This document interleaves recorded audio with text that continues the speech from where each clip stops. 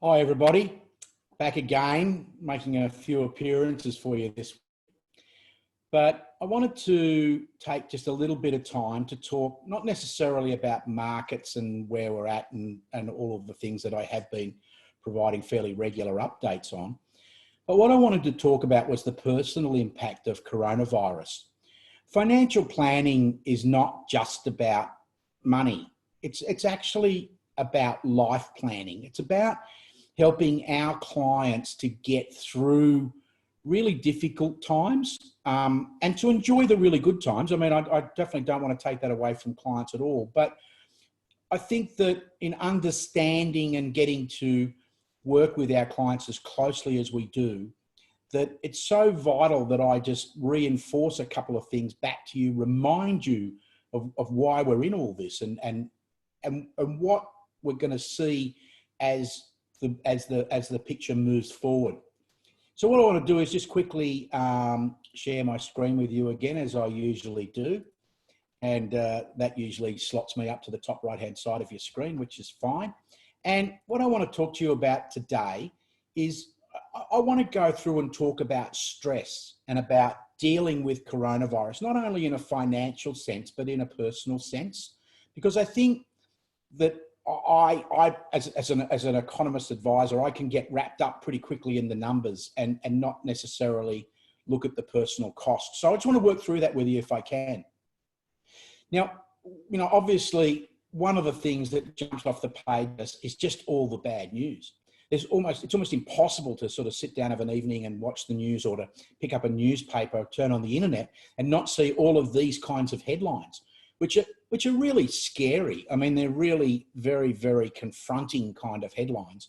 And they do place you in an immediate sense of unease, not forgetting that that's exactly what the newspaper or the news provider is actually trying to get you to do. So just if we look at how this impact, and looking at a survey that came out of the US, which is talking about the numbers of people who have a disruption, have a significant disruption in their life. And by disruption, what we're really talking about is change. And we as human beings don't adapt to change that well. We will adapt to change, but it takes time. We need to create habits that allow us to work into that change. When our environment has changed dramatically, if we can sort of take you back to the days of the caveman, or, sort of a prehistoric kind of concept, is that when the environment changes dramatically, a threat appears, the first couple of generations are going to get wiped out by that until the others get used to it and make some defenses or seek to get shelter. So what we're looking at here is that 70% of people in this survey from the US had some disruption in their life, and 50% of those actually had a really significant disruption in their life. And of those people, they're saying 70% of them are saying this is causing them some degree of stress and discomfort. And whereas 30% of that group are saying, no, we're kind of adapting to it. So the majority are feeling the stress. So if you're in this group where you're feeling a little bit stressed about all this, you're a majority. There's more of you than there are people that are actually sort of shrugging it off. And people who are sort of worried about their future, of this group again, 69% of them are concerned about what's going to happen. And so all of those things take us down a path of developing internal stress. So when we look at a bit more recent, and this is only, I think, yesterday's data, looking at some surveys that were done, these are the things that people are being most concerned about: losing their job, losing their home, not feeding their family, being unable to pay their bills. One particular one, which is very high, which affects, I think, just about all of us, is not seeing your family, seeing grandparents, seeing grandchildren, kids seeing, adult children seeing their folks. That's certainly starting to take its toll. And also not seeing friends in that kind of way that we become so accustomed to. And it's absolutely normal that all of these things would be causing us some degree of concern. When we do look at the economics, when we flick back to the economics, I can tell you one thing from this data, and this is showing the growth rates of Canada, France, Germany, Italy, Japan, UK, the US, and the world. And every one of those major economies is going to have negative growth as an annual GDP number. So everybody's going to go into recession. We know that that's the unemployment's going to get to 10s and 12s and 14%, and we're going to see recession through 2020 and probably into 2021. So let's just pause for a second and say, okay, that's the bad news. That's as bad as I can sort of portray it for you, I guess. But I need to explain to you a couple of reasons why this recession is going to be different.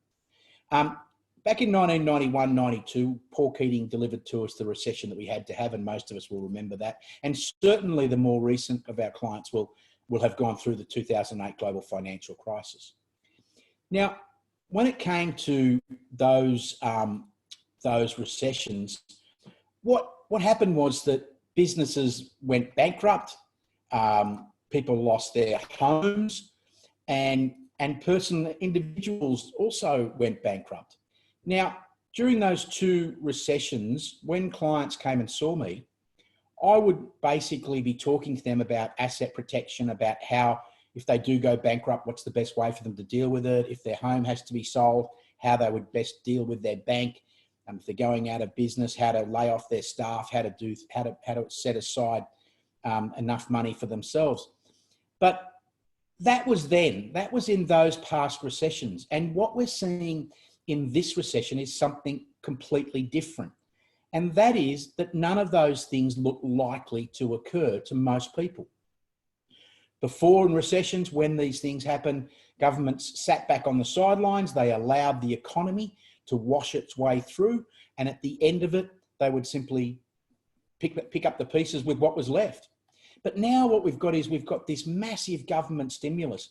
Nearly 6% of the whole country's GDP is focused into one 6-month period. And that gives its government stimulus in the form of job seeker allowances, JobKeeper payments.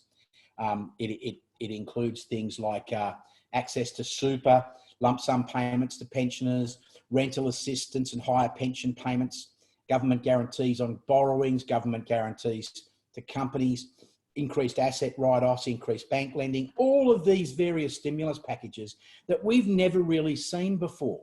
So the government now steps into the role as effectively the lifeboat of the economy. Now, so the end result is that because credit markets and governments are more sophisticated, they can now drive economic recovery where before they were just simply spectators. So we're not going to go broke. We're not going to lose our homes.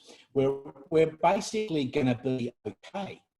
And it is probably due also to the fact that the virus should have a short, sharp impact, and as opposed to a prolonged, deep global recession where companies are in very bad shape. We've got companies in pretty good shape around the world. And now we're in a position when we come through the other side of this that things are going to be better. But let me tell you this, if this is all getting to you, then acknowledge your feelings, accept the fact that the stress is out there, and accept the fact that it's probably normal for you to feel stressed. And if you are feeling stressed, talk about it. Don't keep it to yourself. Try and maintain a healthy habit. Get out, do exercise like we're allowed to do. Try not to drink too much. That can be a little bit of an issue when you're sitting at home and that the wine bottle gets opened up. But try and limit the amount of alcohol intake to make you feel better.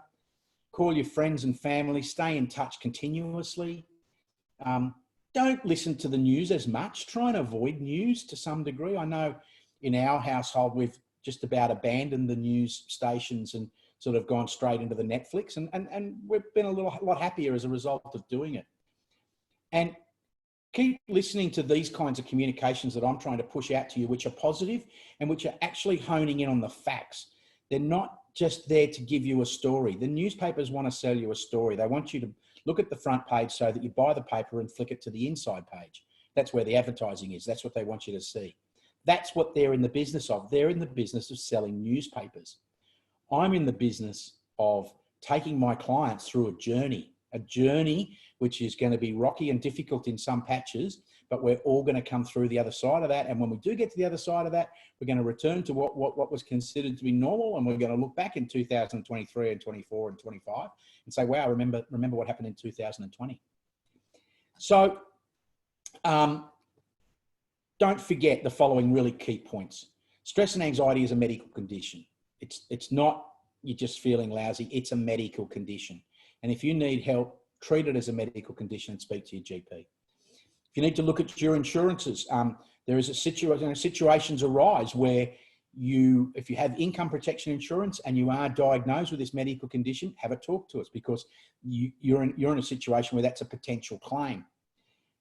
So don't be afraid to make a claim against your insurance if that's what we need to do.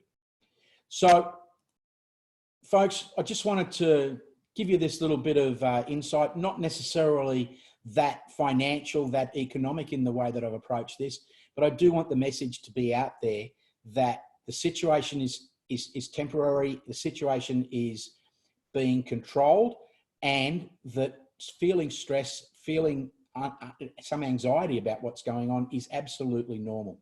If you need to talk to me, you pick up the phone or talk you through anything that you need to work on. So please stay safe. I look forward to meeting with you all soon. But in the meantime, I'm going to keep rolling out this kind of information. Talk to you next time. Thanks for listening.